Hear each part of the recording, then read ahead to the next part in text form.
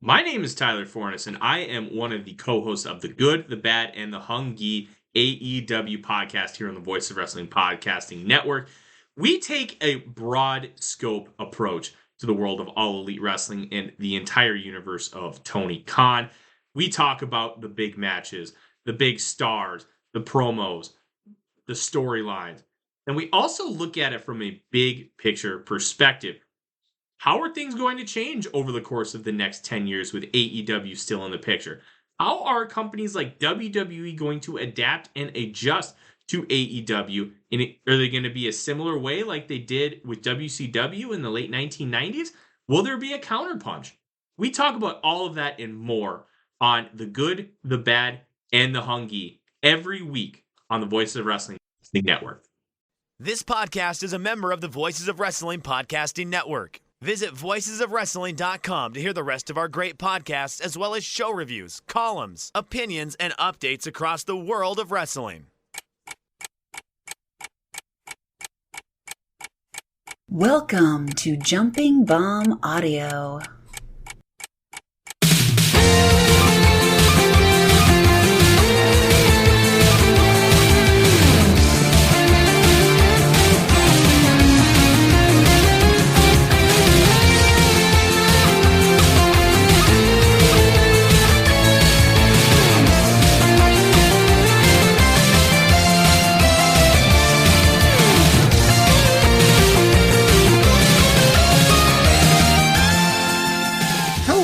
Welcome back to Jumping Bomb Audio, the number one show all about the world of Joshi Pro Wrestling. My name is Taylor, and I am doing a solo episode today. Kelly, unfortunately, is not able to join us for some personal reasons, but our thoughts are with Kelly, and we hope that he will be back very soon.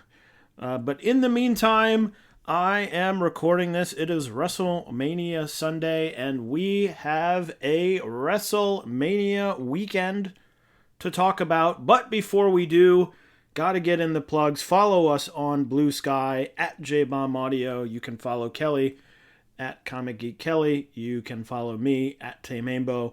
Subscribe to us on your podcast app of choice. And if that app of choice is Apple Podcasts, we would really appreciate a 5-star rating and review.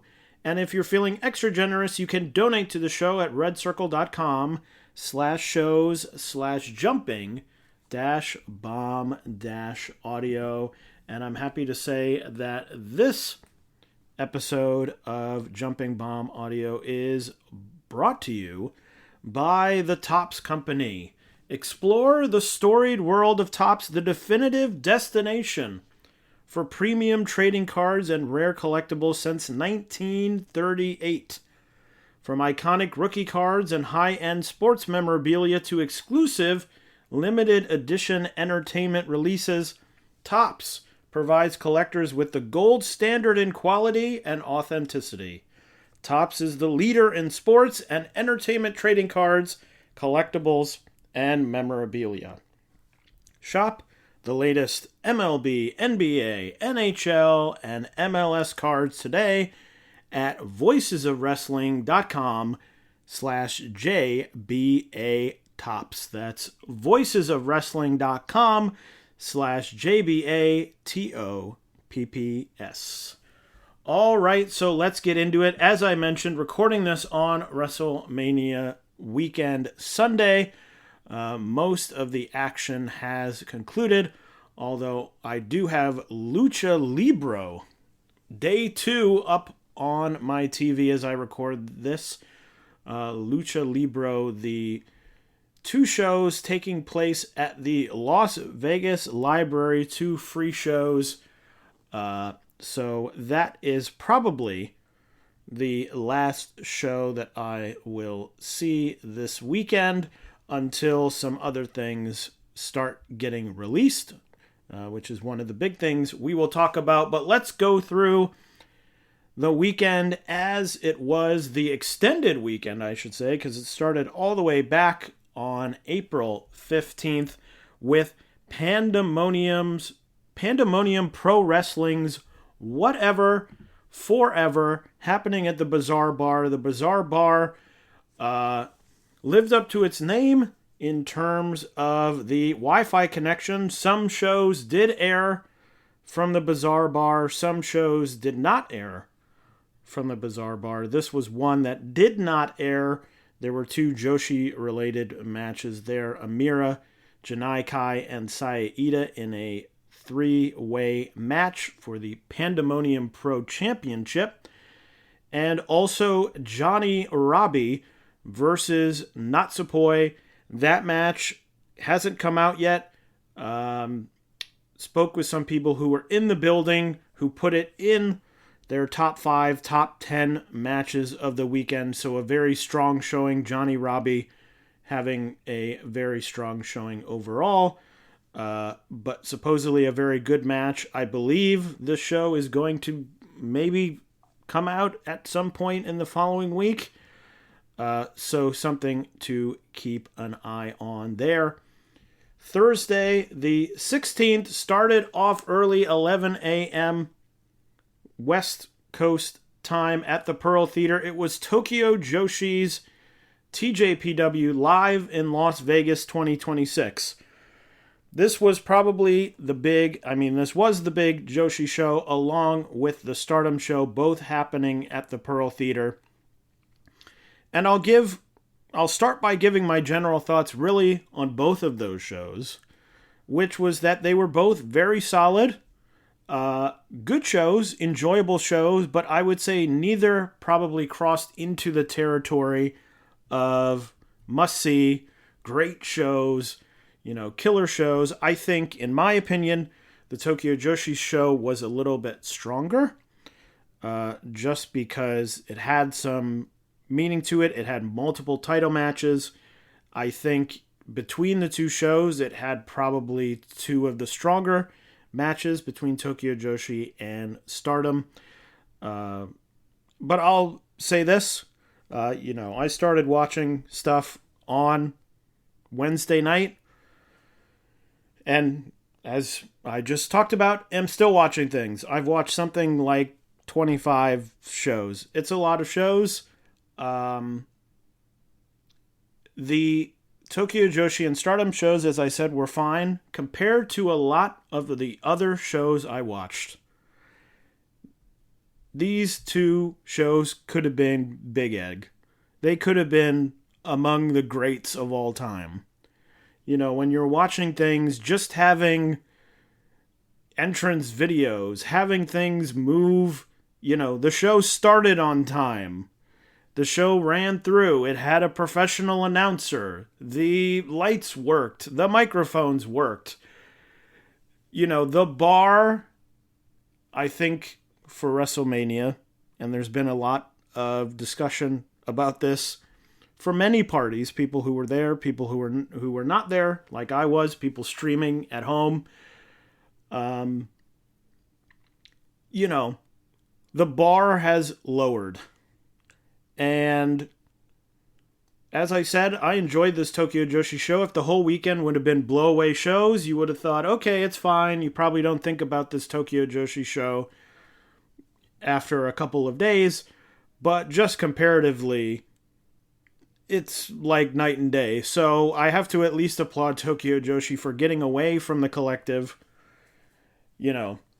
It's possible the attendance for the Tokyo Joshi show was something like 424 was the announced attendance, and I believe there were people there who were saying 424 may have been very generous of a count, but they were in that Pearl Theater is very big, and so it looked very sparse, but getting Tokyo Joshi away from the collective with the late shows, the non-working mics, the just general unprofessional atmosphere, I think is a net positive, because just looking at the show, it came off as one of the most professional shows of the entire weekend, which I think there's something to be said about that.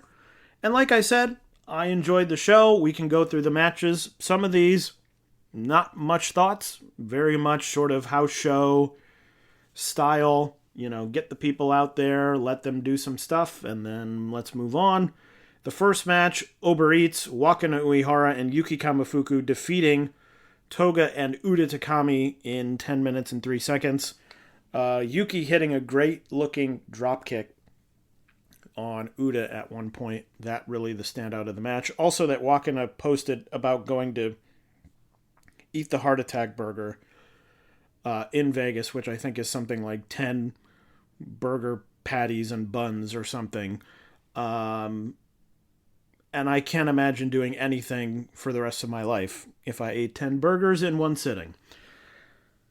Next match, 6-person tag match. Palm Harajuku, Rako, and Yuki Aino defeated Alexis Lee, Himawari, and Shino Suzuki in 14 minutes and 36 seconds. Those were really the two matches, undercard matches. Get people on the show, of course. Palm Harajuku, always over with the crowd. And I will say, the crowd, the 424, whatever number they actually were into all the matches.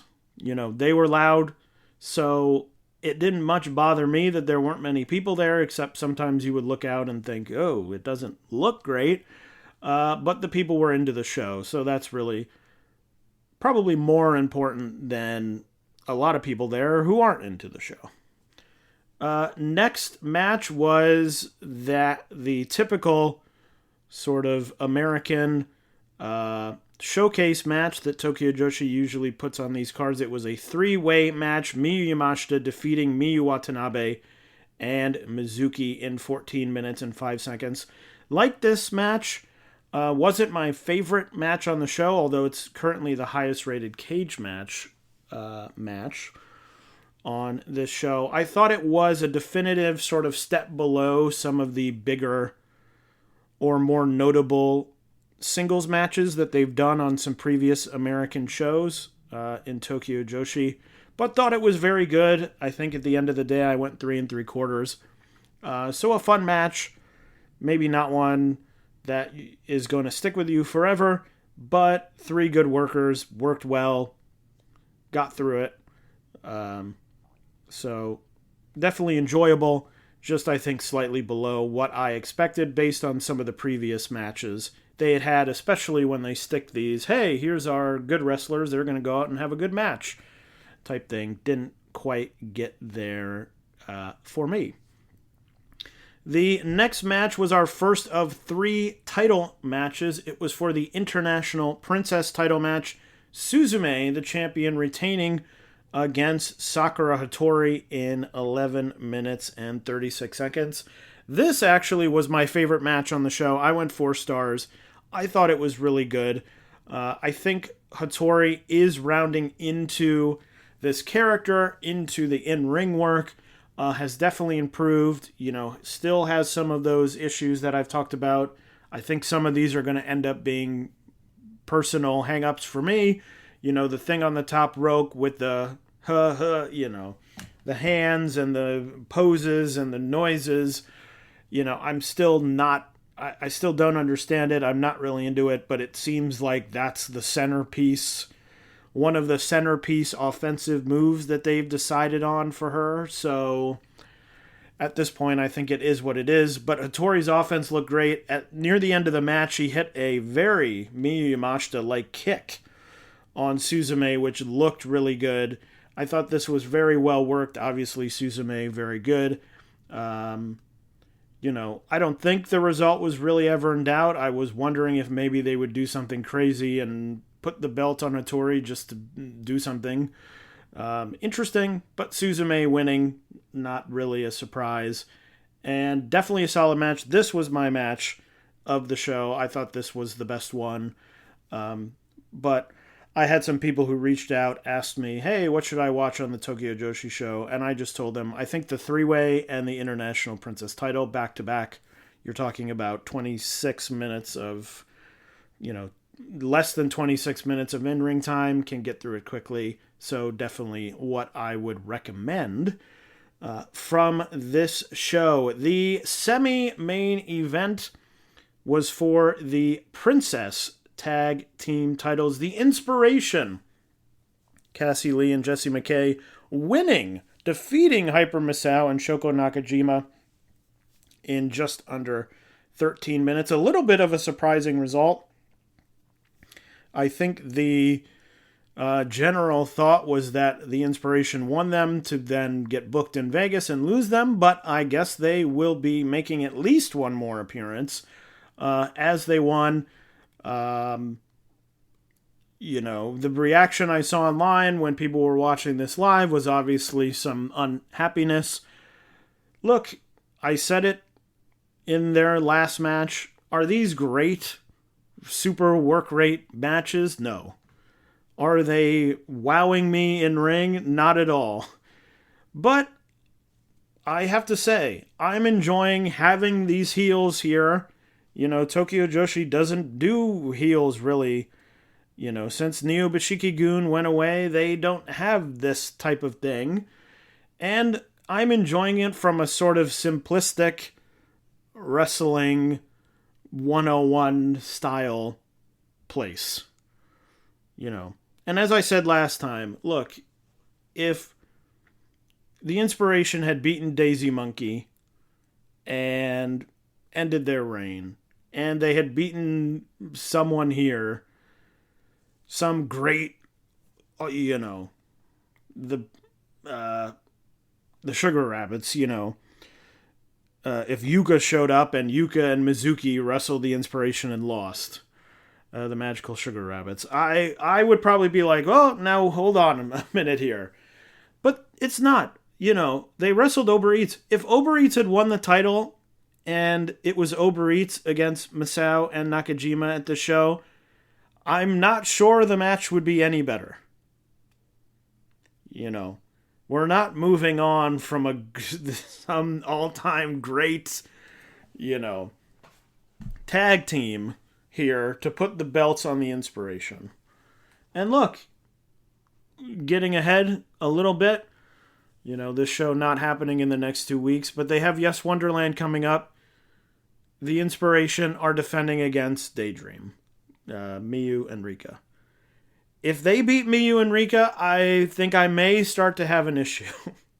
That's a different story. Hyper Misao and Shoko Nakajima, okay, not great, but whatever. Maybe they booked one more date. They're like, yeah, we like working Tokyo Joshi and we'll come back at, in 2 weeks on May 4th and we'll drop the belts in Korakuen Hall. That's fine. I enjoyed the match for what it was. Again, it would probably be like 3.25, but it was fine. I liked the heel work. And it doesn't bother me. It's something different, heels in a promotion that doesn't usually have heels. And, it's fine. But again, I have the right to change my mind based on, future wins and losses.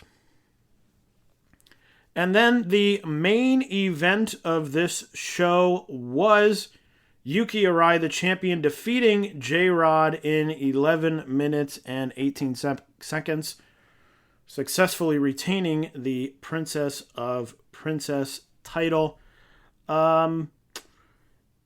This match, it was fine. I was not, in any sense of the word, blown away, but I was also not thinking, oh, this is, incompetent, this is bad. It was what it was. J-Rod, I think, is fine. I think, was elevated in the match with Miyu by, of course, Miyu. And I think Yuki is, more and more, we've talked about on the show a lot, hey, here's what she needs to do. She needs to get better here. And I think a lot of those flaws got covered up by the build to the Miyu match. We thought, oh, maybe this is it. This is the moment that she can take that next step. And part of me thinks that next, there is no next step. It's a little bit like the other Yuki, one of the other Yukis, Yuki Kamifuku. That was a thing. She won the International Princess title. And there was, at least I thought, oh, maybe this is the moment that she takes that next step and she becomes, solid, great in-ring worker, and it didn't happen. And it is what it is. I think Yuki Arai is a fine wrestler. I don't think she's ever going to be on that level of, from an in-ring perspective, of a Shoko, of a Miyu, of a Mizuki, the other Miyu, Yamashita. It just isn't happening. She does the finally. The finally never really looks great, but she keeps doing it, because someone thinks it's good enough. Interested to see. I don't think this is any part of it, but 424 drawn to this show, Yuki Arai on top. Defending against J-Rod. Look, she was announced like 2 weeks ago because she hadn't won the title.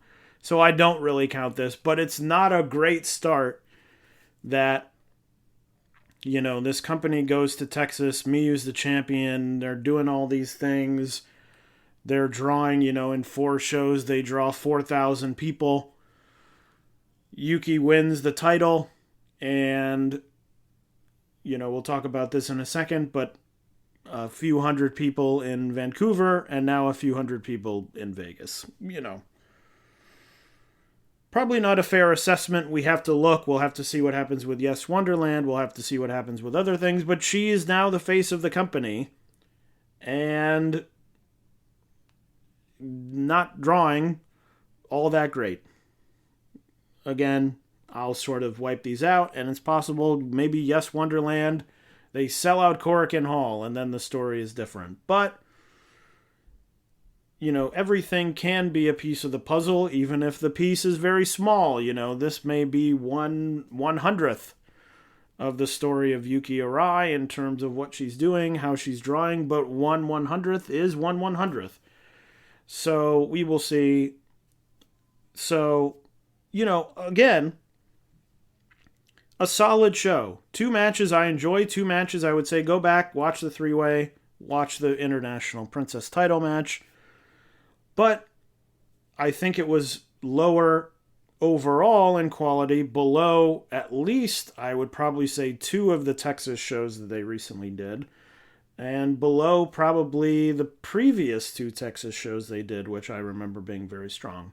So good, not great, but again, after watching so much that was, I would say, fair to poor to horrible,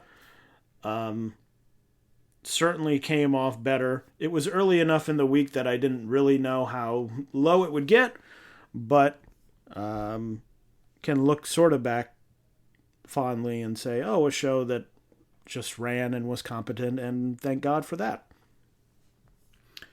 Then at 7 p.m. local time, back at the Bazaar Bar, was West Coast Pro Wrestling, West Coast versus the World. This one didn't air. They announced, I believe, a week before the show that it was not airing. It should be coming out. I believe the announcement was the 22nd or 23rd of April, so that will be coming out. I think this one going to be probably one of the very few shows to seek out and watch when it comes out. A number of Joshi-related matches. Aja Kong versus Miko Alana. Johnny Robbie versus Mio Momono. And then the big match, possibly the match of all of WrestleMania weekend.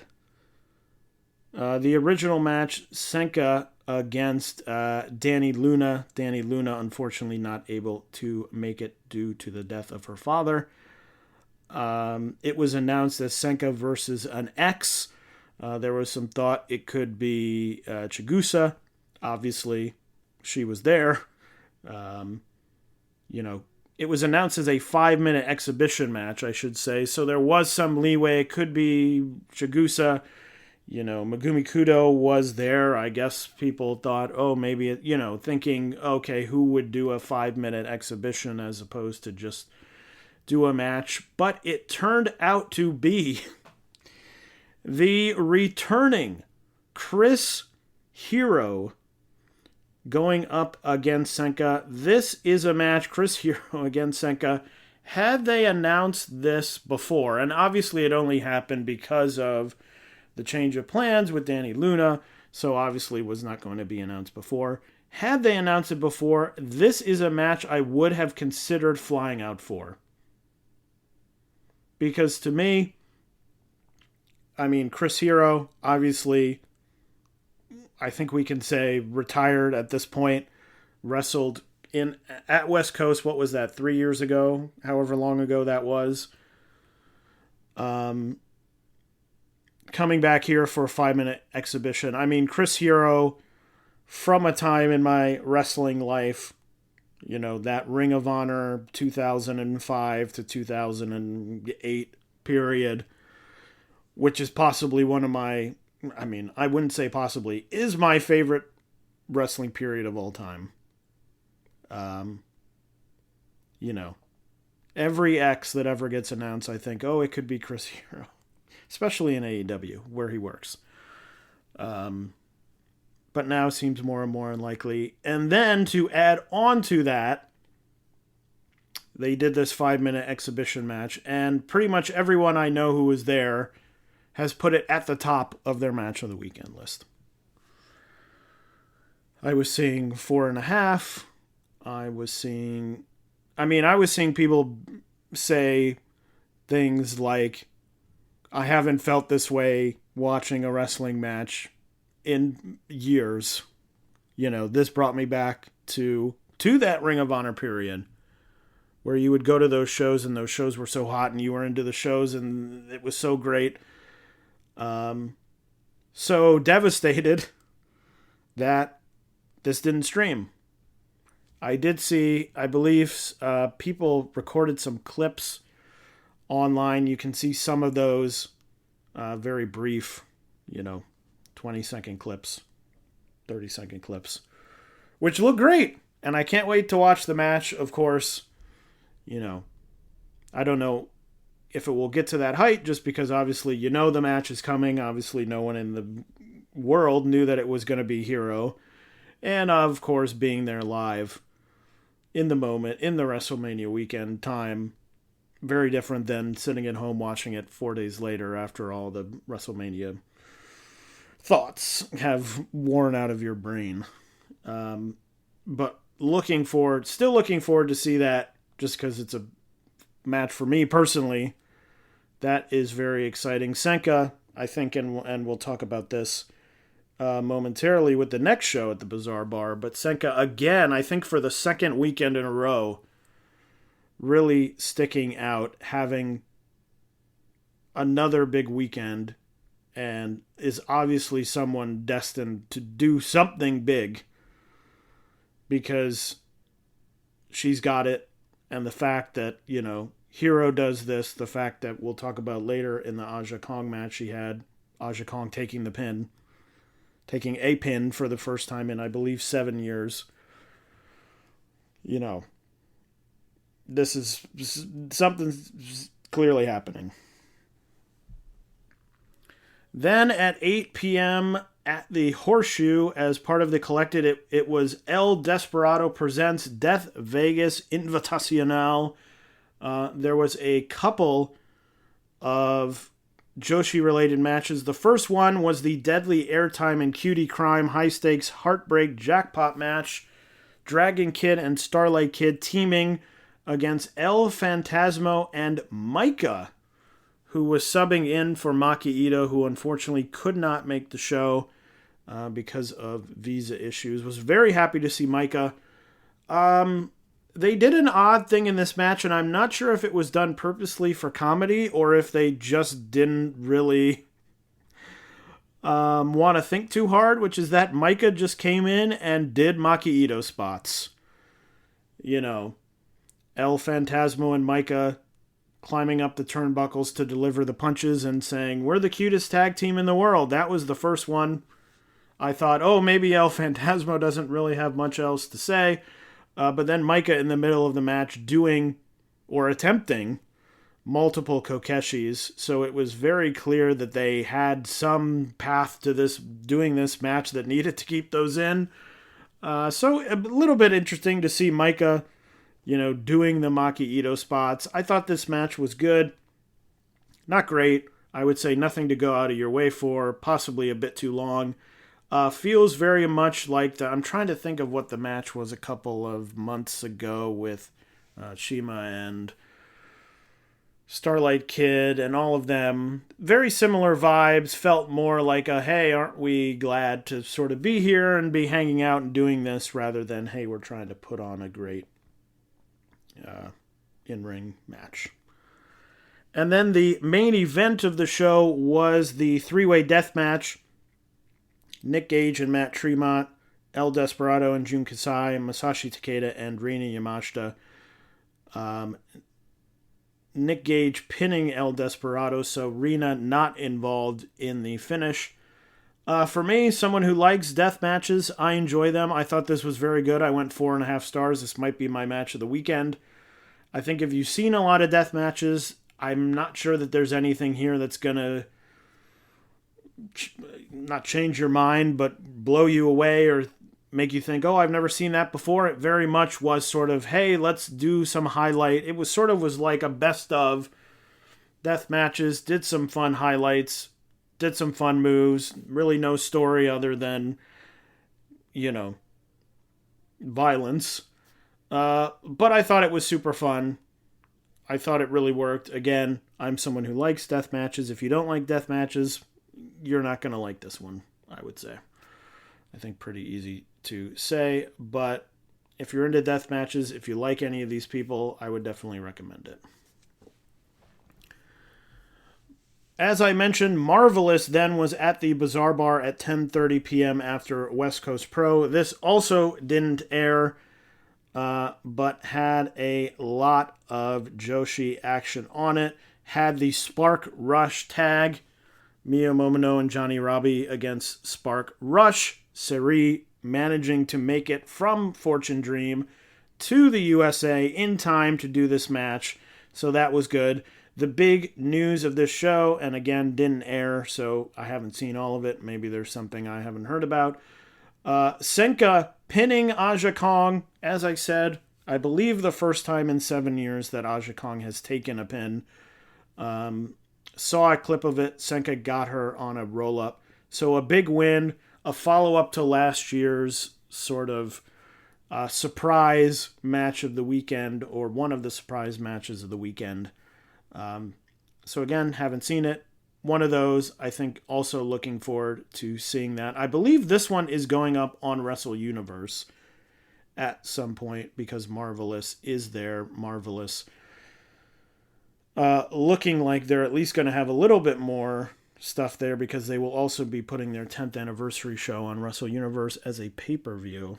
But that is for another episode. Game Changer Wrestling had a show at 11:59 p.m. at the Horseshoe Las Vegas. It was MDK Fight Club. Megumi Kudo. We talked about her last episode. Didn't know what she was going to do. She was scheduled to appear. She got inducted into the Death Match Hall of Fame, so not working a match, but did appear at the show. Got a plaque, etc., etc. The one Joshi match on this show, Viperous versus Rina Yamashita versus Charlie Evans. A total nothing match. Not worth your time. And that's all there is to say about that one. We move on to Friday, Stardom American Dream 2026 in Las Vegas at the Pearl Theater, 3 p.m. on Friday. As I mentioned, I thought this was a solid Stardom show. I think if you were to skip the whole show, you wouldn't really miss much. Although I think there was some pretty solid / good action on it. Going through it, the first match, the Cosmic Angels, Aya Sakura and Natsupoi defeating Brittany Brooks and Saki. Then a 6-person tag, Hanako, Maika, and Mina Shirakawa defeating Hazuki, Rina Yamashita, and Suzu Suzuki.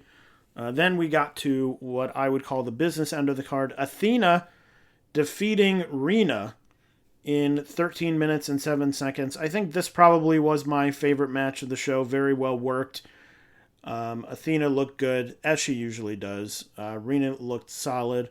Rina getting some minor injury because she was supposed to be on the Spark Joshi show that's taking place today and was announced as having a minor injury and so was pulled from the show. So something happened there. But a fun match. Nothing life-changing. I probably would have gone 3 3/4 on it. Next, the one title match of the show, Alex Windsor defending her New Japan Strong Women's title against Saya Iida. A solid match. I think probably more exciting for people who haven't seen Iida. I know Sean Cedar from Voices of Wrestling watched this match, hadn't seen Iida before, and was like, "Hey, she's great." Which, yes, I've been saying that for a while. So nothing too surprising here, nothing crazy, but again, solidly worked. And same with the main 6-person tag, the Neo Genesis trio of Azumi, May Sierra, and Starlight Kid, defeating the AEW trio, Harley Cameron, Willow Nightingale, and Chris Statlander. Quick show. Longest match was the main event, which only went 12.5 minutes. I believe because I watched it on demand, the video file is 1 hour and 50 minutes long, and I think 15 minutes of that is an intermission. So a very quick show. I think if you were going looking for a true Stardom experience, you probably left disappointed. But all the work was solid. Will say the one thing that made me laugh was they opened the show. They had a big video screen, or they have a big video screen at the Pearl Theater, where they put up the video running down the card. They ran down the whole card, and it was the original card back when there were some people who were coming who obviously, Maki and Yurihime, got blocked for visa issues. So they played this whole card, and then the announcer immediately had to come on the microphone and say, just letting you know that isn't the card, and the card will be changing. So a bit odd. I'm sure they probably flew, found out very late, couldn't change the video, but seems odd to not just have someone stand in the ring and say, just play the Stardom music and have someone say the new card. Because to show a different card and then say, hey, actually, this isn't the card, just a bit odd. Again, this Stardom show, if you missed it, you missed it. It was on the Palms Slam Fest package, so it was an extra cost. It isn't included on the Triller TV Plus subscription, so I think it was something like, it's like $20, I don't know. I paid for the combo pack, which was, Tokyo Joshi and Stardom and CMLL and House of Glory and Maple Leaf Pro, and I think that whole thing was $55 or something. So, I would say probably not worth the monetary investment, but if you want to see it, I don't think you'll leave thinking it was a terrible show. Then it was Game Changer Wrestling's Josh Barnett's Bloodsport 15 at the Horseshoe Las Vegas at 3 p.m. This concept, which really I've hated since it started. I hate this fake, same thing with the Stardom matches that were always called UWF rules, and then it's just sort of a wrestling match where they wrestle slightly different. Have always sort of found this style sort of fake. The one Joshi match on the show was Miyu Yamashita versus Janai Kai. Miyu Yamashita winning, getting her first Bloodsport victory. Of course, Josh Barnett at the end of the show announcing that the Bloodsport concept is going to be retired, at least for a time. So maybe Miyu's first and last victory here. Beating Janai Kai. I thought this was fine. Nearly turned into a disaster at the end of the match. Janai, I couldn't even really tell what was happening. Janai went for a kick that looked bad or missed or was botched, and then Miyu went for a kick that also, they mistimed everything, and so they were just sort of randomly kicking each other, and I couldn't tell whether the kicks were supposed to be missing or whether they were just in the wrong position or what was going on, because the whole thing just seemed a mess. And then Miyu hit a head kick, knocked Janai Kai out. Janai Kai actually did a good job, went into fencing position with the head kick. So the very finish was good, but a match I also would probably say you can safely skip. And then there were 2 Pride-style pro wrestling shows, one at 6 p.m. on Friday, one at 7 p.m. on Saturday. The Friday one had Tania versus Miyu Watanabe. The Saturday one having Amira versus Senka. Neither aired. They were outdoor shows. I believe I saw some pictures from them, but neither of them have aired. Supposedly, I've heard that Pride Style puts their shows up a month after they happen. If that's the case, I'll probably never watch these matches, but maybe they can go up a little bit sooner because they're WrestleMania. And then the Sunday show, Spark Joshi, Lady Luck 2. When I started this recording, hadn't aired yet, I believe. Now, at this point, it is airing, but haven't seen it. I know that it is on Triller, but it is its own separate $20 purchase, not related to Triller TV Plus, not obviously included in the Palms wrestling package. So buy it sort of at your own decision.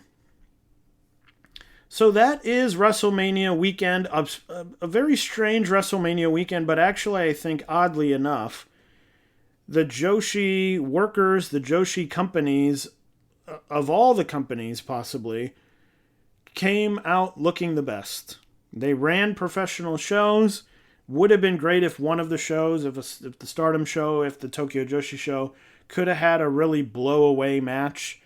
I think that would have really been the cherry on top, would have gotten more eyes on those promotions on a weekend when a lot of people were running poor shows, to get people's eyes on those shows where everything is done very competently, and to also on top of that have a great match would have been great. But solid action, and we will have to see that West Coast show, that Marvelous show, 2 of the highlights of the weekend, so we'll have to see when those come out, what those look like, because those may just help the Joshi case. So the Joshi workers, the Joshi companies, sort of avoiding the controversy of the rest of the weekend.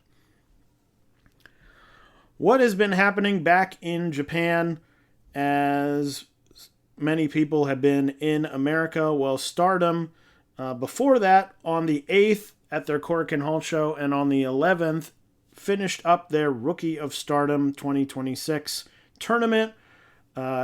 Emma Mashima and Kyoko Furusawa advancing to the finals on that Korakuen Hall show on April 8th, defeating Yurahime and Akira Kuragana. And on the 11th of April, the finals, Emma Mashima defeating Kyoko Furusawa to win the Rookie of Stardom 2026. SEAdLINNG had a Korakuen Hall show on April 17th. 2 title matches, Beyond the Sea tag team title, Honori Hana and Unagi Sayaka retaining against Celine Mizora and Veni.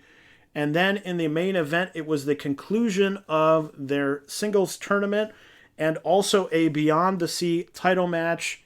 Ayame Sasamura defeating Hiroyo Matsumoto to win that Beyond the Sea title. This match I very much enjoyed. I went 4 stars. Not super work, but I thought very solid, very good. Very happy to see Ayame Sasamura win the title. I think especially for a company like SEAdLINNG that sort of feels a little bit like they're just stuck on the bottom. Try something new, put the title on Ayame, see what happens. I think is certainly worthy. I thought the finishing stretch, the final few minutes of this match were very strong. Very exciting, back and forth, some close pins. You know, SEAdLINNG did not draw well at Korakuen Hall. They drew 425 fans, but those fans were loud. They were good fans. They were this main event. They were making noise. They were into it. They were having a good time. definitely helped the match. So even though it was not very many people, it was, I would say, probably 95% of the people were in the orange seats. They had one row of chairs on the floor. So clearly not super well attended, but I thought they really picked up this match, made it, improved it, and I thought the work was very good. So definitely worth checking out. In Tokyo Joshi on the 8th of April, they had an International Princess title #1 contendership 5-way match. Haru Kazushiro winning that, so she will challenge Suzume on Yes Wonderland as one of the 3 title matches there. And then Tokyo Joshi running the 2 Vancouver shows on April 11th and April 12th. Those shows, I think the first show drew 400, the second show drew 3 something. So 700 combined, not blow away numbers, not blow away shows. So might be the moment to maybe take a step back now that they've run Vegas, they've run Texas, they've run Vancouver. Let the demand build up a little bit and then come back. What happens next year with Mania? Who's to say? In all aspects, maybe there's another opportunity to piggyback off an AEW event. We will have to see. Sendai Girls also had a show at Korakuen Hall on April 12th. Some big matches here. FWC defeated Red Energy in a tag team match, 13 minutes, 43 seconds. Senka defeated Spike Nishimura in a Sendai Girls Junior title match. Hardcore match, Dash Chizako defeated Kurishio Tokyo Japan, 19 minutes and 15 seconds. Look, I thought this was solid. I think the Dash matches at this point for me are sort of diminishing returns. Feels to me like these hardcore matches are all the same. The spots that they involve. They're going to involve a ladder. They're going to involve Dash jumping off the ladder, doing that frog splash onto chairs. I mean, she had a very high ladder. She came down very fast and very hard onto Kurishio Tokyo Japan. That obviously the spot of the match, then climbed back up the ladder to deliver the frog splash on some chairs to win the match. I think a solid 3.5, but I think these matches increasingly are having a cap on them for me, just because there's only so many times I can see the same 6 or 7 moves in the match before I think, oh, I've seen this before, and I'm good for now. The semi-main was a singles match. Shuri defeating Chihiro Hashimoto by referee decision. It was due to a choke, Shuri choking out Hashimoto. Thought this was very good. I think I'm a little bit below consensus. I went 4 stars. I thought this was really solid. I think my favorite part of it was the finish. Shuri kind of pulling Hashimoto into that choke. So many of these matches, we see someone, there's got to be 2 or 3 submissions where the person crawls to the rope and then they get them on the third. This one, Shuri just sort of got her. She was in the choke. She went out. The referee called it, and that was it. And I thought that was a great finish. Just a sudden finish. Really put over Shuri's ability to sort of end the match at any time. So again, I really enjoyed it. I went 4 stars. I think some people were higher, maybe 4.25 or 4.5, but definitely worth checking out. And then the main event, Manami and Ryo Mizunami winning the Sendai Girls tag team titles, defeating Bob Bob Momo Banana. This match was fine. Nothing crazy. I think some of these Bob Bob Momo Banana matches, I go in with too high expectations, and then they're just sort of solid matches, so I think part of that's on me. Nothing terrible, but I would say nothing you really need to see. And then the other big news of the last 2 weeks in Diana, Haruka Umasaki winning the Diana World title there, defeating Debbie Keitel.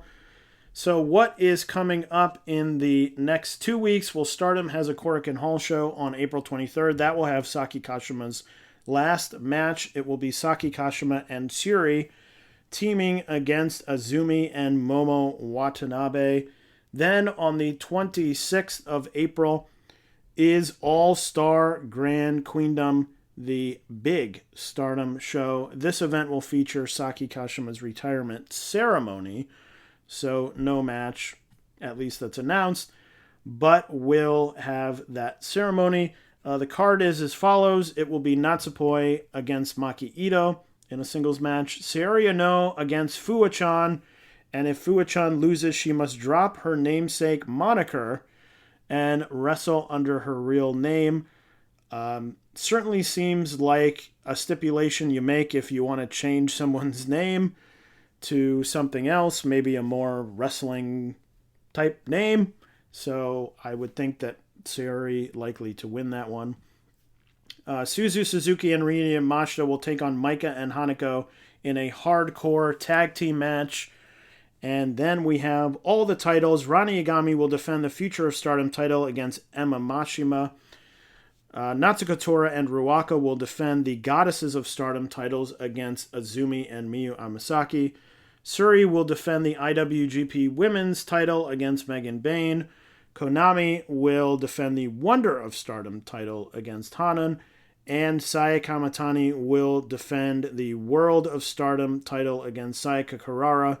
If Kurara loses, Cosmic Angels will disband.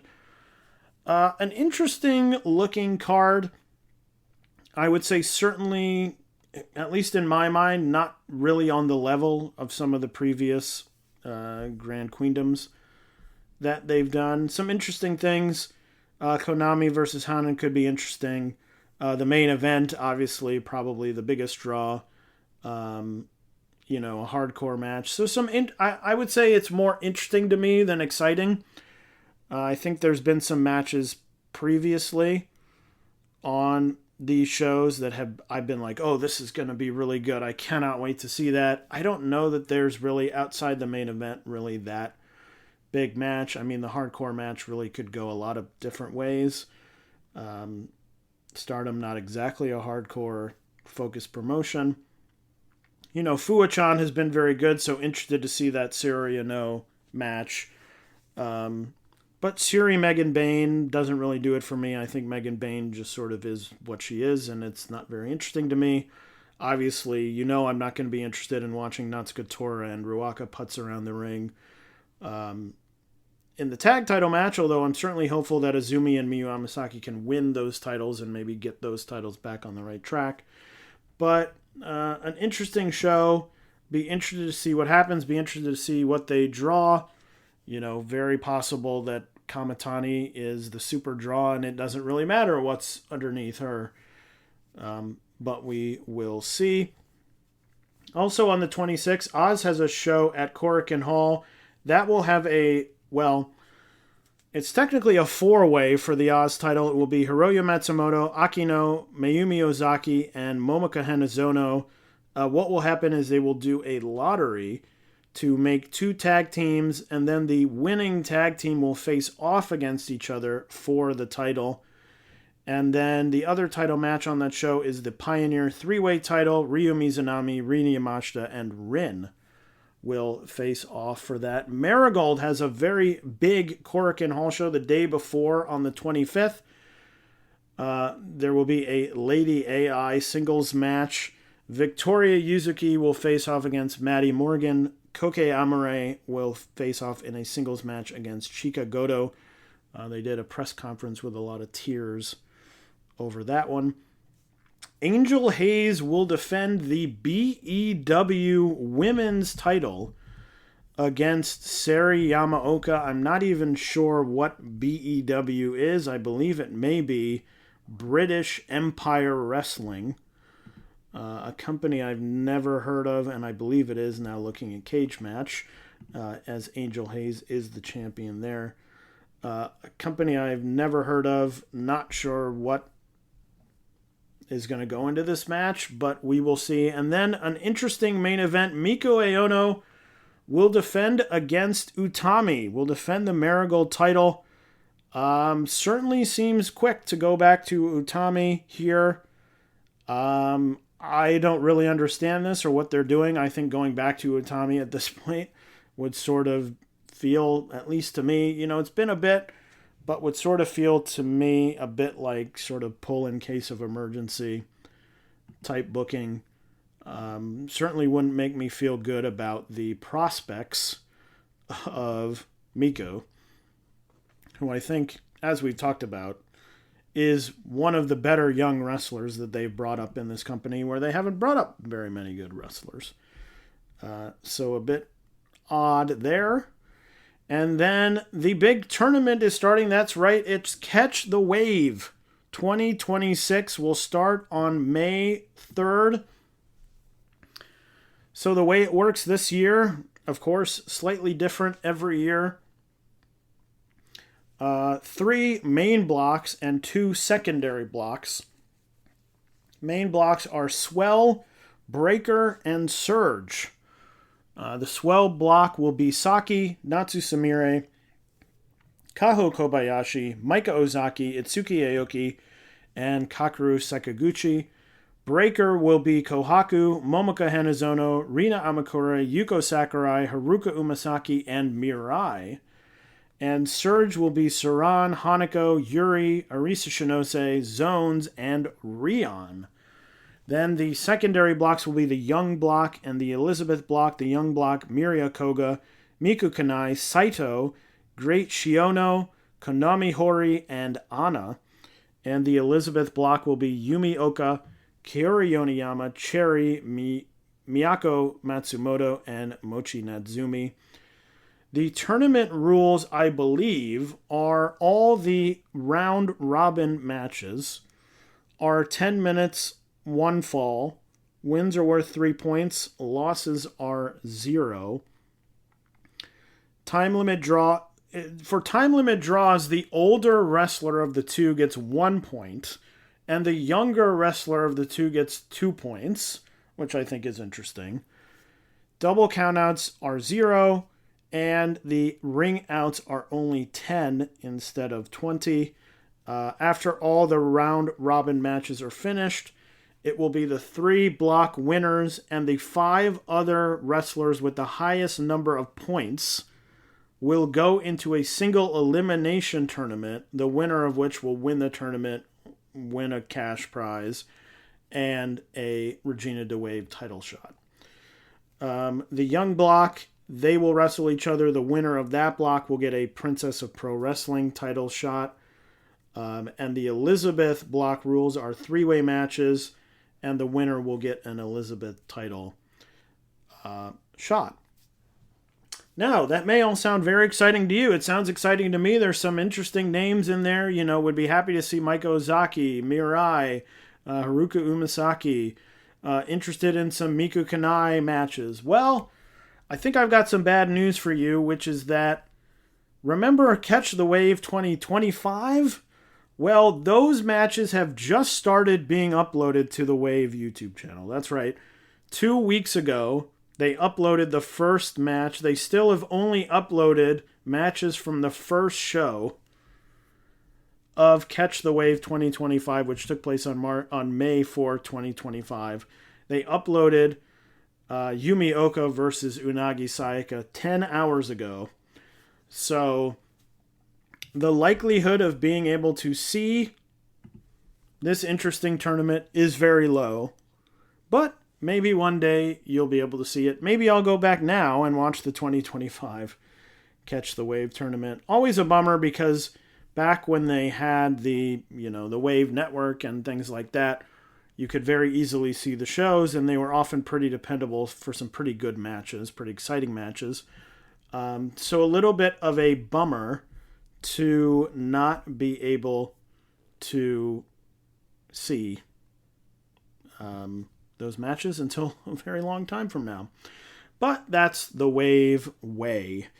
And that is everything coming up in the next 2 weeks of Joshi. Before we leave, of course, remember this episode of the show sponsored by the Topps Company, so you can shop all their latest cards at voicesofwrestling.com/JBA Topps, voicesofwrestling.com/JBA Topps. And I just want to end the episode we usually have a Kelly's Corner here. Kelly obviously not here today, so I just want to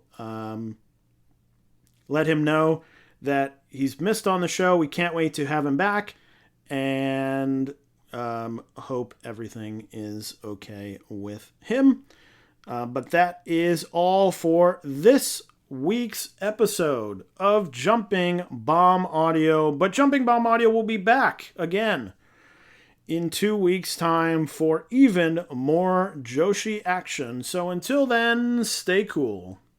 Hello, do you like New Japan Pro Wrestling? Are you a Shin Nihon freak? If so, check out the Super J-Cast with Joel and Damon on the Voices of Wrestling Podcast Network. And even if you fucking hate New Japan Pro Wrestling, listen to the Super J-Cast anyway. Not just for our great show reviews, analysis, and pastrami sandwiches, but there's also usually some dick jokes somewhere in the obligatory opening 30 minutes of absolute nonsense we chat about every single week.